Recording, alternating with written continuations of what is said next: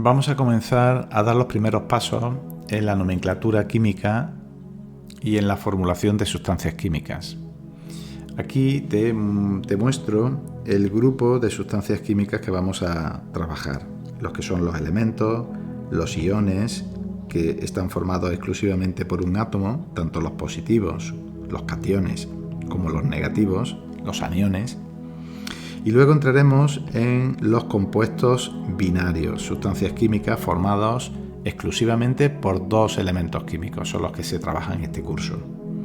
Ahí nos vamos a encontrar los compuestos con oxígeno. El oxígeno es un elemento que se combina con casi todos los elementos de la tabla periódica, por lo tanto hay grupos muy numerosos y muy importantes, los óxidos o los haluros de oxígeno. Y luego están los compuestos que tienen hidrógeno, que son los hidruros, que se unen tanto a los metales como a los no metales. Y por último terminaremos con las sales binarias, que son compuestos que se forman por la unión de un metal y un no metal.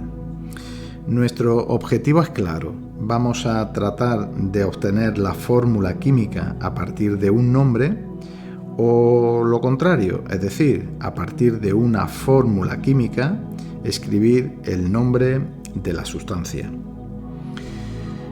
Puede ocurrir que cuando se afronta por primera vez la nomenclatura química, nos encontremos un poco perdidos y no sepamos qué hacer o cómo hacerlo.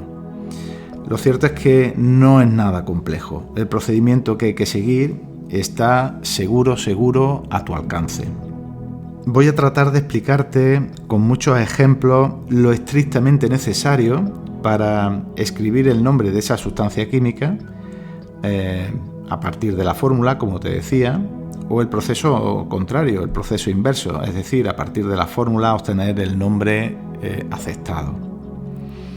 Para eso es absolutamente necesario que sepas los símbolos químicos de los principales elementos. Por ejemplo, aquí tienes el hierro, pues tú tienes que saber que Fe es el símbolo químico del hierro. Recuerda que los símbolos de los elementos tienen o bien una letra o dos letras. Si tiene una sola letra, como por ejemplo el hidrógeno, H mayúscula, esta siempre tiene que ir en mayúscula. Y si tiene dos, pues la primera va en mayúscula y la segunda en minúscula. Pero también tienes que conocer una serie de normas o de reglas que tenemos que usarlas para nombrar a la sustancia. También debes de conocer unos prefijos multiplicadores, que seguro que ya te suenan. Y hay también algún sufijo que termina en uro, que tendremos que saber a quién se lo ponemos y cuándo y lo que significa. En esta imagen puedes observar la sustancia química cloruro de magnesio, cuya fórmula es MgCl2. Voy a tratar de explicarte dos conceptos que son importantes y necesarios a la hora de la nomenclatura química. Son el número de oxidación de cada uno de los elementos en el compuesto y la carga eléctrica real o formal, ahora te diré lo que es eso, de ese elemento en el compuesto. En el cloruro de magnesio, tanto el magnesio como el cloro tienen cada uno su número de oxidación. En este caso el magnesio más 2 y el cloro menos 1. En tu libro de texto o en los apuntes de formulación aparece una tabla periódica donde aparecen los números de oxidación de algunos elementos químicos.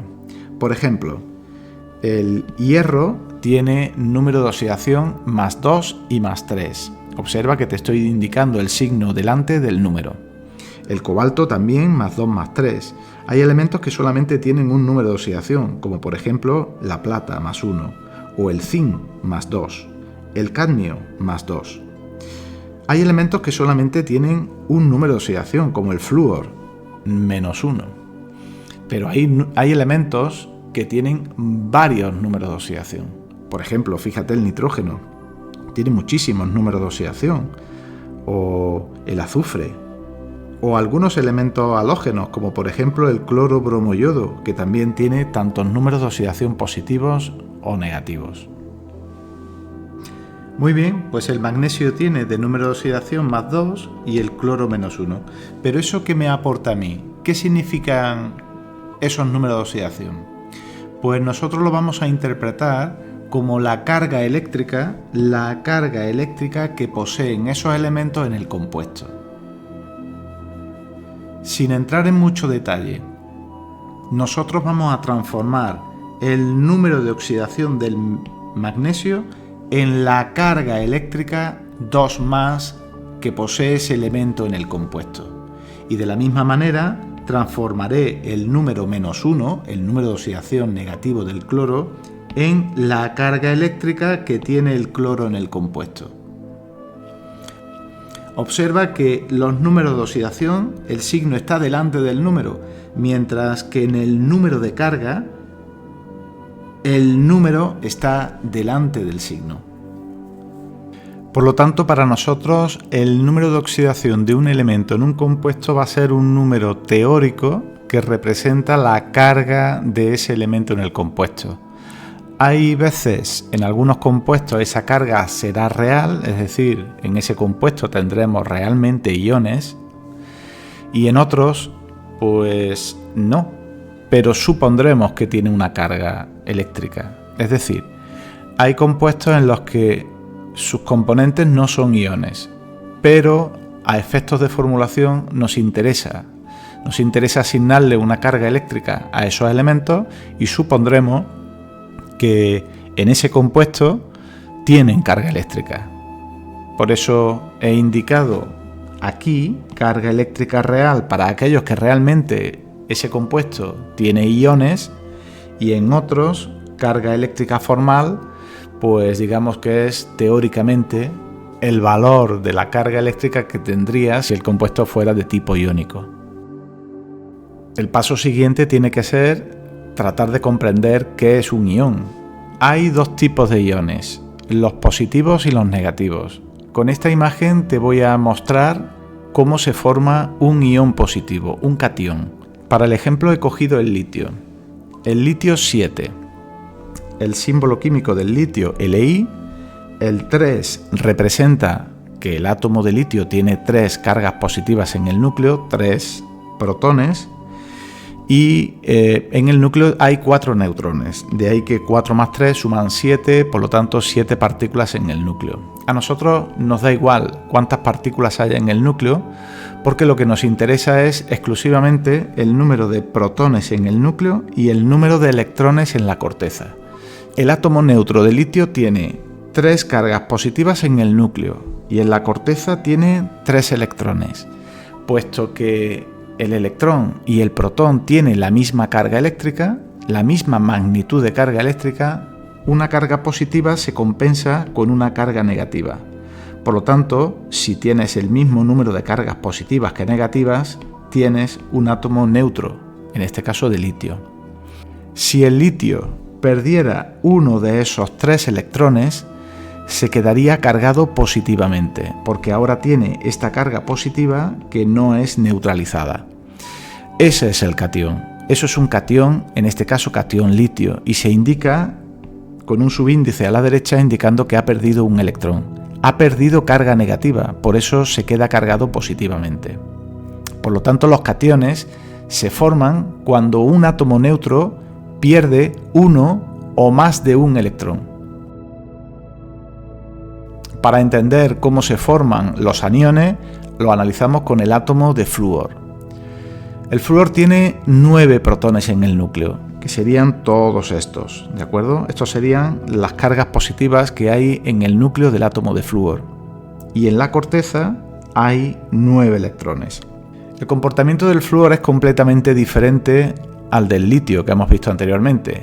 El flúor tiende no a perder electrones, sino a ganar electrones, y en concreto a ganar un único electrón. Si el flúor gana un electrón, se va a convertir en un ión negativo, un anión. Y puesto que ha ganado un electrón, se convierte en el anión fluoruro. Y ya para terminar la parte teórica, analizamos el orden de los elementos en los compuestos binarios. ¿Cuál de los dos elementos escribimos en la fórmula a la derecha? En la fórmula escribiremos a la derecha el elemento que aparece en primer lugar, en la secuencia que se inicia desde el flúor. Observa que aquí tienes el flúor, por aquí empezamos. Observa la posición que ocupa el hidrógeno, que está situado antes del nitrógeno. Cuando analicemos los compuestos binarios de hidrógeno, te lo recordaré porque según con qué elemento se combine, se colocará a la derecha o a la izquierda.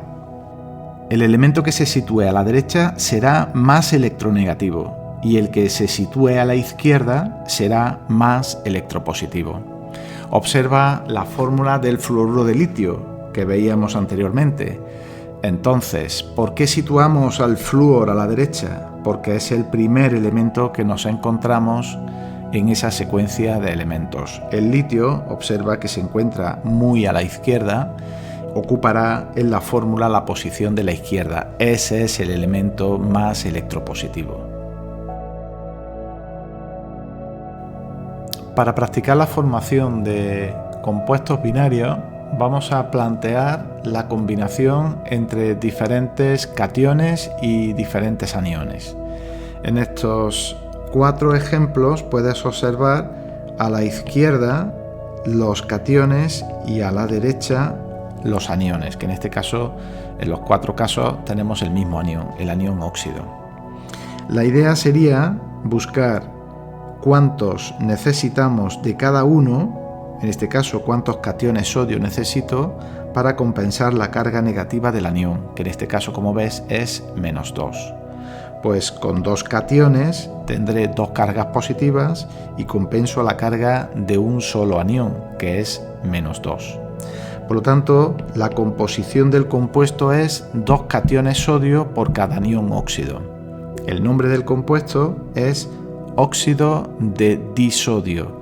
Observa que estamos utilizando el prefijo di para indicar que hay 2 átomos de sodio. Puesto que en este caso solamente hay un oxígeno, el prefijo mono no se utiliza. El nombre correcto sería óxido de disodio.